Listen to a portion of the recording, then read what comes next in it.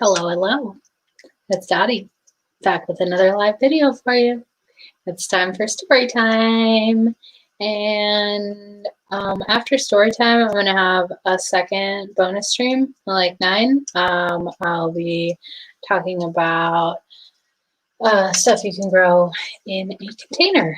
So, food you can grow in a container. But, excuse me, let me send this to my friend one sec because he enjoys watching story time, and so let me get him in here and then he will join the panel on the next episode.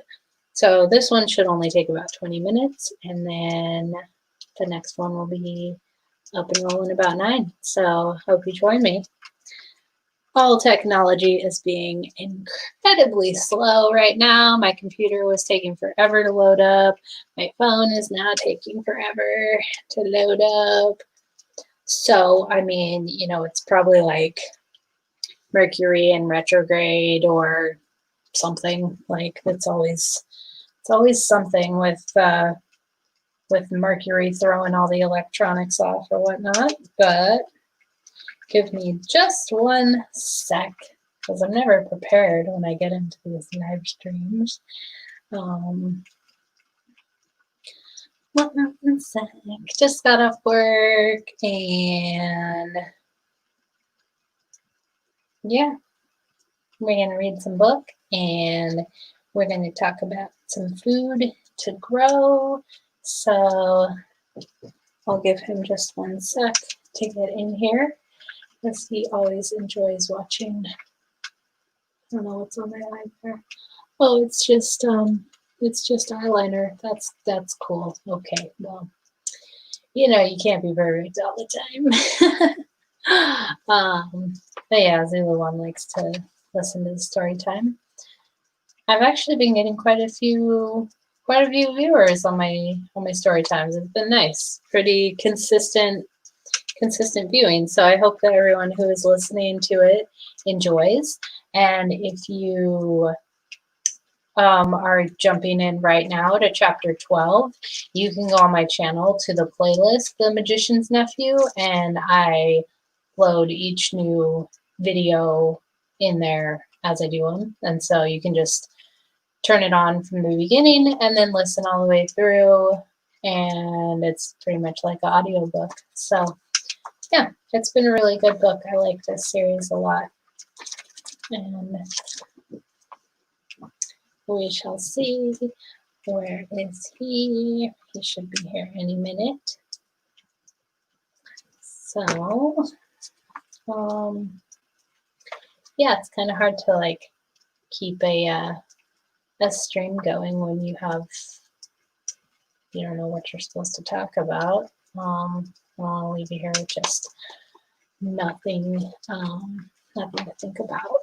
I can go ahead and share my screen though, get my my fireplace up and rolling, because it's just so nice to have a fireplace going. Campfire, share that, and there we go. Make sure that's up and rolling. Good to go. Sweet. Awesome.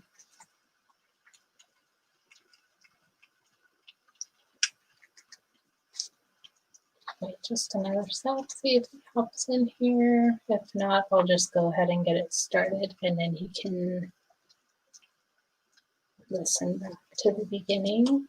So I want you to sit here with nothing going on. No one's here. Doesn't. There he is. Zulu One has joined the party. Awesome. Well, that's the only person I was waiting for. So it's time for story time. So this is chapter 12, and this is Strawberry's Adventure. I hope you enjoy. Dickory kept his mouth very tight shut. He had been growing more and more uncomfortable. He hoped that whatever happened, he wouldn't blub or do anything ridiculous. Son of Adam, said Aslan, are you ready to undo the wrong that you have done to my sweet country of Narnia on the very day of its birth? Well, I don't see what I can do, said Diggory. You see, the queen ran away, and I asked you, are you ready? Said the lion. Yes, said Diggory. He had had for a second some wild idea of saying, I'll try to help you if you'll promise to help my mother, but he realized in time that the lion was not at all the sort of person one could try and make bargains with. But when he had said yes, he thought of his mother, and he thought of the great hopes he had had, and how they were all dying away, and a lump came in his throat and tears in his eyes, and he blurted out, but please, please, can't you give me something that will cure mother? Up till then he had been looking at the lion's great feet and the huge claws on them. Now in his despair he looked up at its face. What he saw surprised him as much as anything in his whole life. For the tawny face was bent down near his own, and, wonder of wonders, great shining tears stood in the lion's eyes. They were such big, bright tears compared with Diggory's own that for a moment he felt as if the lion must really be sorrier about his mother than he was himself. My son, said Aslan, I know, grief is great. Only you and I in this land know that yet. Let us be good to one another, but I have to think of hundreds of years in the life of Narnia. The witch whom you have brought into this world will come back to Narnia again, but it need not be yet. It is my wish to plant in Narnia a tree that she will not dare to approach, and that tree will protect Narnia from her for many years. So this land shall have a long, bright morning before any clouds come over the sun. You must get me the seed from which that tree is to grow. Yes, sir, said Diggory. He didn't know how it was to be done, but he felt quite sure now that he would be able to do it. The lion drew a deep breath, stooped its head even lower, and gave him a lion's kiss. And at once Diggory felt that new strength and courage had gone into him. Dear son, said Aslan, I will tell you what you must do. Turn and look to the west and tell me, what do you see? I see terribly big mountains, Aslan, said Diggory. I see this river coming down cliffs in a waterfall, and beyond the cliff there are high green hills with forests. And beyond those there are higher ranges that look almost black. And then far away there are big snowy mountains, all heaped up together like pictures of the Alps. And behind those there's nothing but the sky. You see well, said the lion. Now the land of Narnia ends where the waterfall comes down. And once you have reached the top of the cliffs, you will be out of Narnia and into the western wild. You must journey through those mountains till you find a green valley with a blue lake in it, walled round by mountains of ice. At the end of the lake there is a steep green hill. On the top of that hill there is a garden. In the center of that garden is a tree. Pluck an apple from that tree and bring it back to me. Yes, sir, said Diggory again. He hadn't the least idea of how he was to climb the cliff and find his way among all the mountains, but he didn't like to say that for fear it would sound like making excuses. But he did say, I hope, Aslan, you're not in a hurry. I shan't be able to get there and back very quickly. Little son of Adam, you shall have help, said Aslan. He then turned to the horse, who had been standing quietly beside them all this time, swishing his tail to keep the flies off, and listening with his head on one side, as if the conversation were a little difficult to understand. My dear, said Aslan to the horse, would you like to be a winged horse?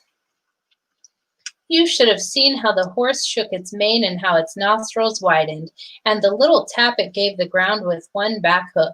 Clearly, it would like very much to be a winged horse, but it only said, if you wish, Aslan, if you really mean, I don't know why it should be me. I'm not a very clever horse. Be winged. Be the father of all flying horses, roared Aslan in a voice that shook the ground. Your name is Fledge. The horse shied just as it might have shied in the old miserable days when it pulled a hansom. Then it roared. It strained its neck back as if there were a fly biting its shoulders and it wanted to scratch them. But then, just as the beast had burst out of the earth, there burst out from the shoulders of Fledge wings that spread and grew larger than the eagles, larger than swans, larger than angels' wings in church windows. The feathers shone chestnut color and copper color. He gave a great sweep with them and leaped into the air. 20 feet above Aslan and Diggory he snorted, neighed, and curveted. Then, after circling once round them, he dropped to the earth, all four hooves together, looking awkward and surprised, but extremely pleased. Is it good, Fledge? Said Aslan. It is very good, Aslan.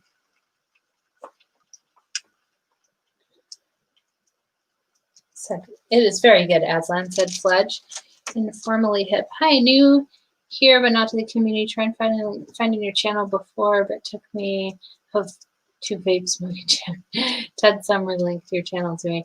Oh, that's awesome. Glad you're here, informally hip. Yeah, I've heard that my channel is almost impossible to find because it well, it got listed as a flat earth channel, and so it's never recommended at all. And then, yeah, when you try and search for it, it brings up a girl who smokes a lot of weed, which I smoke a lot of dabs, but that's not what my channel is about. But I'm glad that you found the channel, and I'm happy you're here. If you want to listen to the rest of this book series, you can look in my playlist, The Magician's Nephew. It'll start you at the beginning and take you all the way through the chapters, but you're more than welcome to stay. But yeah, after this stream is over, I'm going to fire up another stream, and we're going to talk about food that you can grow in containers, like on your balcony or whatnot. So if you want to check that out, that'll be probably a little after 9. These ones take about 20 minutes or so, but good to have you here. Will you carry this little son of Adam on your back to the mountain valley I spoke of? What? Now? At once, said Strawberry, or Fledge, as we must now call him. Hurrah! Come on, little one. I've had things like you on my back before, long, long ago, when there were green fields and sugar. What are the two daughters of Adam? What are the two daughters of Eve whispering about? Said Aslan, turning very suddenly on Polly and the cabbie's wife, who had in fact been making friends. If you please, sir, said Queen Helen, for that is what Nellie, the cabman's wife, was now. I think the little girl would like to go too, if it weren't no trouble. What does Fledge say about it? Asked the lion. Oh, I don't mind too, not when they're little ones, said Fledge, but I hope the elephant doesn't want to come as well. The elephant had no such wish. And the new king of Narnia helped both the children up. That is, he gave Diggory a rough heave and set Polly as gently and daintily on the horse's back as if she were made of china and might break. There they are, Strawberry, of Fledge, I should say. This is a rum go.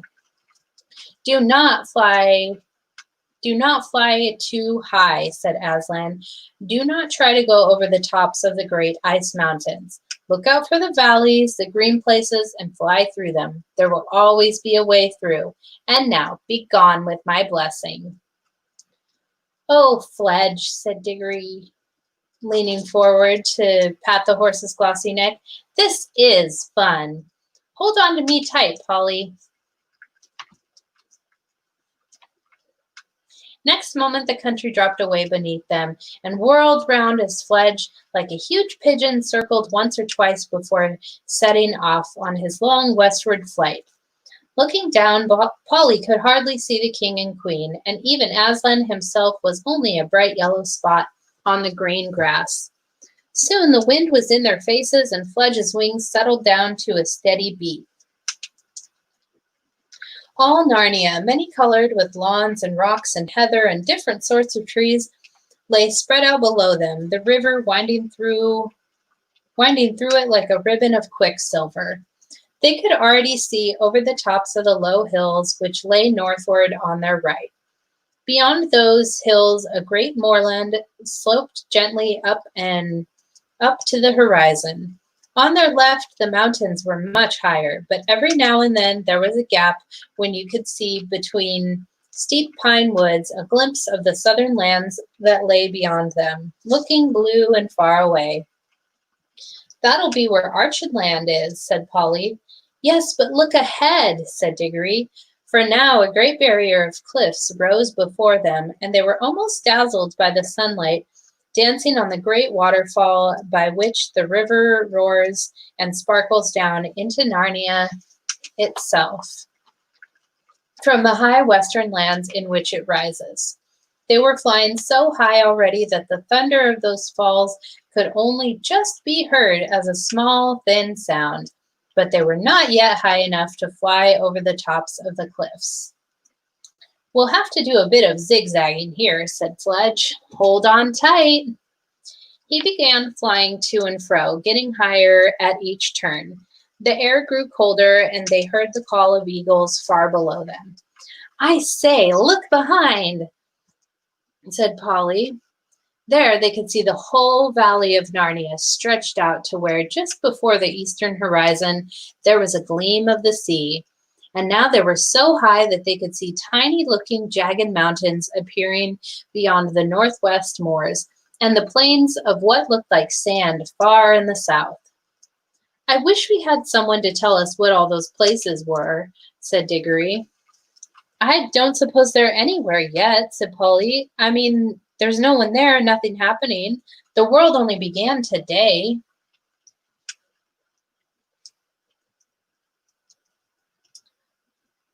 "No, but people will get there," said Diggory, "and then they'll have histories, you know." "Well, it's a jolly good thing they haven't now," said Polly, "because nobody can be made to learn it. Battles and dates and all that rot." Now they were over the top of the cliffs, and in a few minutes the valley land of Narnia had sunk out of sight behind them. They were flying over a wild country of steep hills and dark forests, still following the course of the river. The really big mountains loomed ahead, but the sun was now in the travelers' eyes, and they couldn't see things very clearly in that direction. For the sun sank lower and lower till the western sky was all like one great furnace full of melted gold, and it set at last behind a jagged peak which stood up against the brightness as sharp and flat as if it were cut out of cardboard. "It's none too warm up here," said Polly. "And my wings are beginning to ache," said Fledge. "There's no sign of the valley with a lake in it like what Aslan said. What about coming down and looking out for a decent spot to spend the night in? We shan't reach that place tonight." "Yes, and surely it's about time for supper," said Diggory. So Fledge came lower and lower. As they came down nearer to the earth and among the hills, the air grew warmer, and after traveling so many hours with nothing to listen to but the beat of Fledge's wings, it was nice to hear the homely and earthy noises again. The chatter of the river on its stony bed and the creaking of trees in the light wind. A warm, good smell of sun-baked earth and grass and flowers came up to them. At last Fledge alighted. Diggory rolled off and helped Polly to dismount. Both were glad to stretch their stiff legs. The valley in which they had come down was in the heart of the mountains. Snowy heights, one of them looking rose-red in the reflections of the sunset, towered above them. "I am hungry," said Diggory. "Well, tuck in," said Fledge, taking a big mouthful of grass. Then he raised his head, still chewing and with bits of grass sticking out on each side of his mouth like whiskers, and said, "Come on, you two, don't be shy. There's plenty for all." "But we can't eat grass," said Diggory. Said Fledge, speaking with his mouth full. "Well, don't know quite what you'll do then. Very good grass, too." Polly and Diggory stared at one another in dismay. Well, I do think someone might have arranged about our meals, said Diggory. I'm sure Aslan would have if you'd asked him, said Fledge. Wouldn't he know without being asked? Said Polly. I've no doubt he would, said the horse, still with his mouth full, but I've a sort of idea he likes to be asked. But what on earth are we to do? Asked Diggory. I'm sure I don't know, said Fledge, unless you try the grass. You might like it better than you think.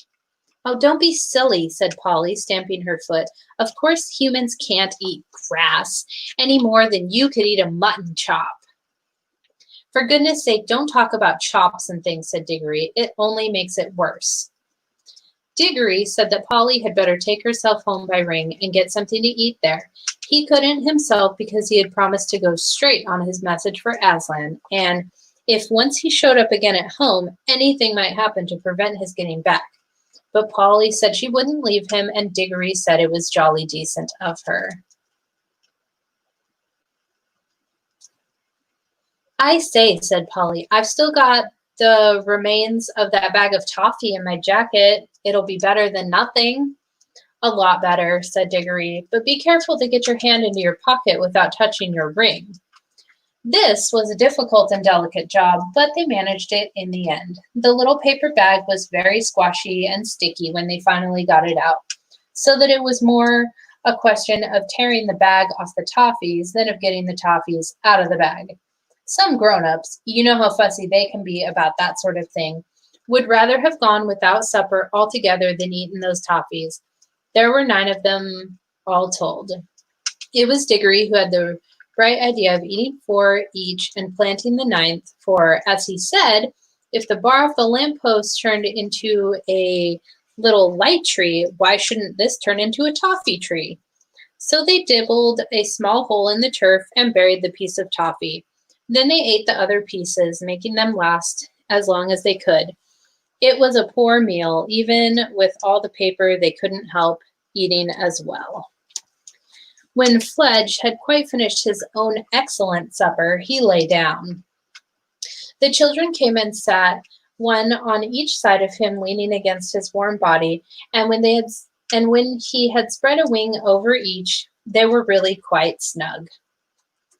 As the bright young stars of that new world came out, they talked over everything. How Diggory had hoped to get something for his mother, and how instead of that he had been sent on this message. And they repeated to one another all the signs by which they would know the places they were looking for.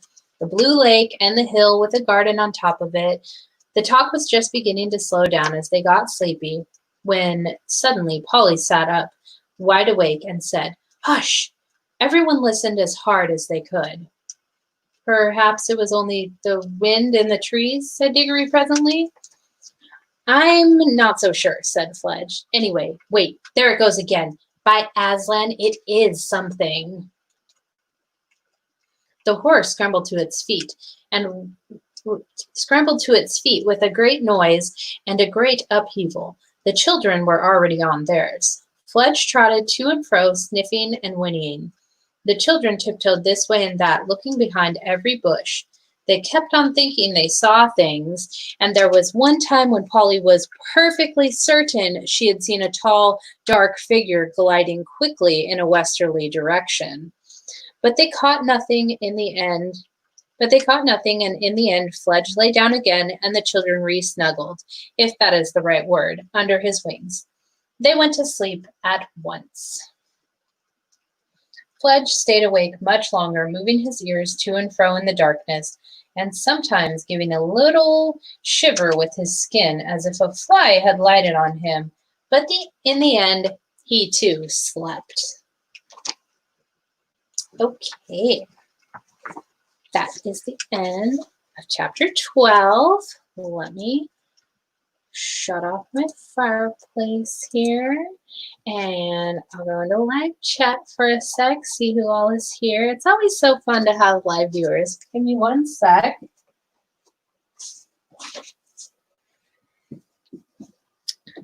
Okay, so Zulu1 is here, of horse. You're a clever horse, Daddy's World. Yeah, okay. This horse doesn't take riders. I don't even know what I'm saying. Never mind. Informally Hip is here. And just Container Gardener. That's awesome. I spent all day long watching videos on container gardening. It was amazing. Sean Becker's here. Can teach you how to grow mushrooms in canning jars. Awesome. Awesome skill. Wonderful. Zulu One is a popular guy. He is everywhere that anybody wants. Probably places people don't want. I don't know. Pretty much always invited to my live streams, because why not? Matrix Media, hello, hello. And let's see, anyone else here? Oh, Ginger Sugar Bush 905 is here. Hello. Thanks for being here. I adore the Chronicles of Narnia. I've read it to my children. Yeah, my son and I are reading the whole series right now. We're on the Horse and His Boy. Sorry, my knee itches really bad. I don't know why. That's why I keep like bending down. Mix quarter long brown rice, 3/4 perlite in a pint jar, sterile, inoculate them, and let grow for about 6 to 8 weeks, then harvest. Nice, awesome. I love easy stuff to grow. Like it's wonderful. And we are the best. Okay, so that was story time. I'm gonna go ahead and shut this stream down, and then I'm gonna start up another one. We're gonna take like, I don't know, give me like a 10-minute intermission. And I'll start up the other stream, and then we can talk about growing stuff in containers. So yeah, thanks to y'all for tuning into this stream, and I will put it in the Magician's Nephew playlist so you can listen to chapters 1 through 12 all at once if you want. But yeah, thanks for tuning in, and I hope to see you on the next stream. Farewell.